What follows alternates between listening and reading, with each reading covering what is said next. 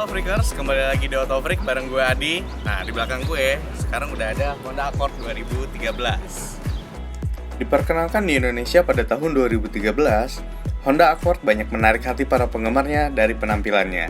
Apalagi ini berhadapan langsung dengan rivalnya, yaitu Toyota Camry. Walaupun umur ini udah 6 tahun lebih, tapi kita bisa lihat di sini desainnya masih cantik banget.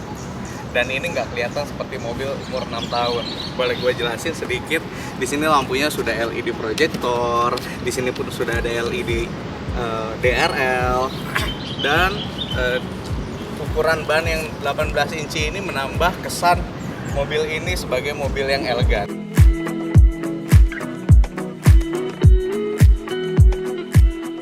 Oke, beralih ke bagian samping. Di sini kita bisa lihat. Di sini menggunakan velg ukuran 18 inci dengan ban Michelin dengan profil ban 235/45 ya, which is ini salah satu ban yang lumayan ukurannya cukup besar untuk sebuah sedan, dan ini membuat mobil ini kelihatan lebih elegan ya. Oke, di sini pun Honda menyematkan satu fitur andalannya, yaitu namanya Lane Watch Camera. Jadi ketika kita pasang sen kiri, di sini kamera ini akan menampilkan citra ke monitor di dashboard, sehingga kita bisa melihat kendaraan dari belakang itu lebih jelas lagi.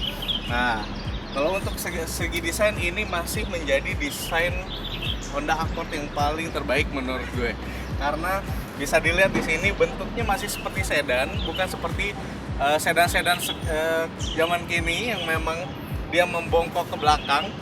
Di sini masih ada lekuk untuk bagasinya, dan itu membuat mobil ini terlihat semakin cantik.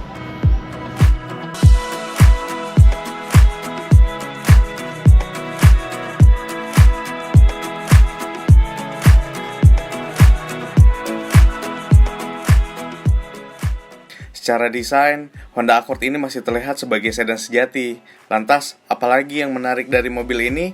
Mari kita lanjut bahas bagian lainnya.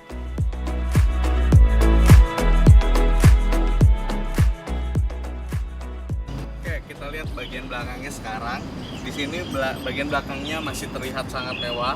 Ada bilah krom yang sangat lumayan panjang, dan ini kesannya menyambung dari lampu sebelah kiri ke sebelah kanan. Dan ini lampunya sudah LED untuk lampu kota dan lampu remnya, tetapi untuk lampu mundurnya masih bohlam, dan lampu sennya juga masih bohlam. Di sini kita bisa lihat ada kamera yang ini berfungsi untuk sebagai kamera mundur.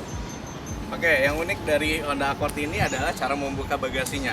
Bila kebanyakan mobil itu cara membuka bagasinya ada di tengah sini, tapi khusus Honda Accord ini dia ada di bagian 3/4 di sebelah kanan. Nah, di mana di sini ada keterangan atau stiker yang tulisannya terang open.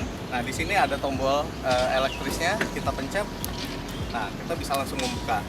Dan ini untuk ukuran bagasinya termasuk yang agak sempit di kelasnya, karena hanya berkisar sekitar 440 liter, karena di bagian dalamnya ini kalau bisa dilihat itu agak mengerucut ke dalam, karena dia menggunakan sistem suspensi yang memang independen. Jadi bagasinya tidak terlalu besar, tapi cukup untuk menampung 2 koper besar seperti itu.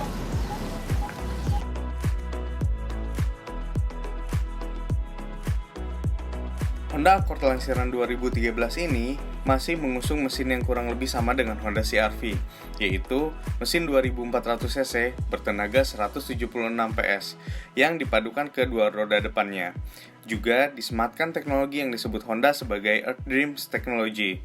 Fungsinya untuk menambah efisiensi sehingga mobil ini lebih irit ketika dikemudikan. Beralih ke interior, paduan aksen kayu dan warna beige menambah kesan mewah dan lega. Namun, sayangnya warna beige ini mudah sekali terlihat kotor apabila kita kurang merawat.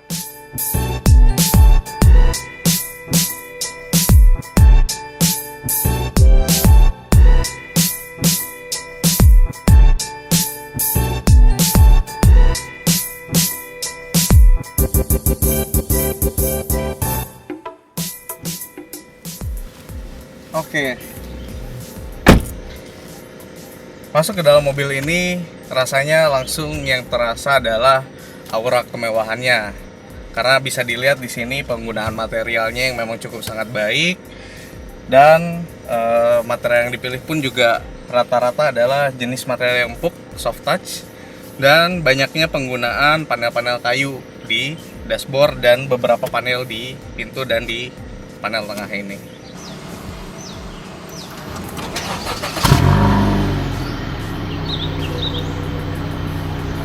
Mobil ini juga udah dilengkapi oleh fitur-fitur yang memang sangat modern, yaitu contohnya seperti lampunya yang sudah auto, terus juga kita bisa dilihat di sini wiper pun sudah auto, dan di sini pun spion tengahnya ini sudah auto dimming. Jadi ketika ada tembakan cahaya lampu dari belakang dia otomatis meredup. Nah, di sini bisa kita lihat ini untuk auto wipernya ya. Nah, untuk di bagian atas kita di sini ada untuk tempat kacamata dan lampu saja. Dan di bagian sun visor pun juga kita mendapatkan cermin tapi tanpa lampu. Khusus untuk bagian driver dia ada tempat kartu. Kita bisa lihat di sini setirnya pun penuh dengan tombol-tombol fungsional, yaitu ada tombol untuk audio dan MID yang ada di layar. Juga untuk pengaturan teleponi seperti untuk mengangkat telepon atau menggunakan telepon itu sendiri, ataupun ada voice command di sini.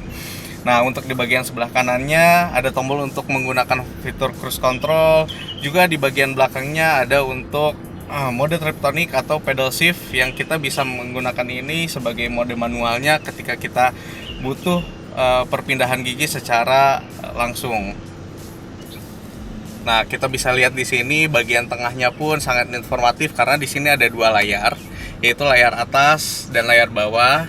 Dan di layar atas ini semua kita bisa tampilkan untuk navigasi, telepon, juga informasi dari komputernya sendiri si mobil ini.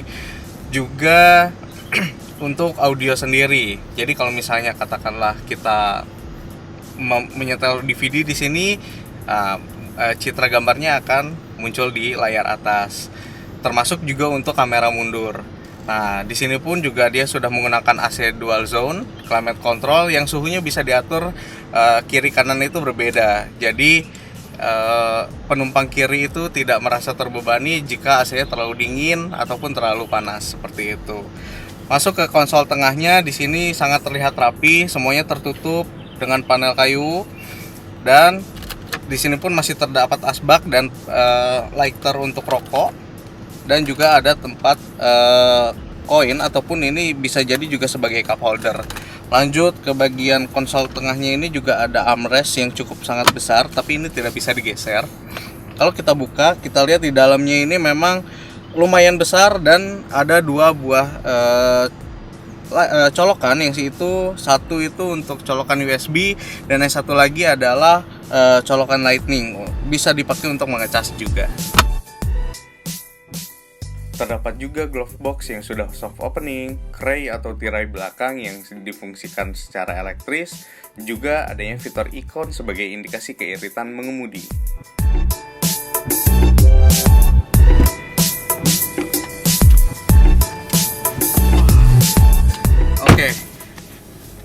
Oke, rata-rata memang yang pemilik mobil ini akan duduk di bagian belakang karena memang sesungguhnya mobil ini pun juga sangat nyaman di bagian belakang. Terlebih kita bisa lihat di sini dari legroomnya yang sangat lega, terus juga headroomnya yang sangat luas, dan di sini pun juga ada akomodasi yang sangat baik untuk tangan, termasuk juga ada armrest di sini yang sudah ada cup holder, juga ada tombol audionya. Jadi betul-betul dimanjakan siapa yang duduk di belakang. Layaknya mobil-mobil mewah. Nah, di sini itu masih ada asbak. Jadi biasanya kan kalau para bos-bos itu masih suka ngerokok nih di mobil. Nah, supaya mobilnya tetap bersih, Honda masih menyediakan asbak yang bisa dicopot dan bisa dibersihkan. Tapi bisa juga langsung kita taruh aja kalau memang tidak pernah dipakai di sini. Untuk bagian ruang belakang, ada banyak fitur yang memanjakan penumpangnya, seperti headrest yang dapat diatur ketinggiannya, armrest dengan tombol audio dan cup holder, tirai kaca samping yang dapat dibuka tutup, Juga fitur tombol elektris pengatur jok penumpang depan yang untuk menambah kelegaan ruang belakang. Melihat fitur yang melimpah dan desain yang masih kece, Honda Accord ini dibanderol 250 sampai 290 jutaan di pasar mobil second. Padahal harga barunya di kisaran 500 jutaan loh. Worth it bukan untuk dipinang? So Freakers, gimana menurut kalian? Honda Accord 2013 ini masih cocok nggak sih untuk dibeli di 2020 ini? Nah, untuk kalian ping komen, silahkan komen di bawah. Jangan lupa untuk klik subscribe dan juga nyalakan lonceng untuk tetap update sama kita. Nah, kalau kalian ada saran nih, kedepannya kita mau review mobil apa lagi, boleh deh komen di bawah. Nanti kita akan lihat komen kalian. Oke, segitu aja mungkin dari gue, Adi. Salam Freakers.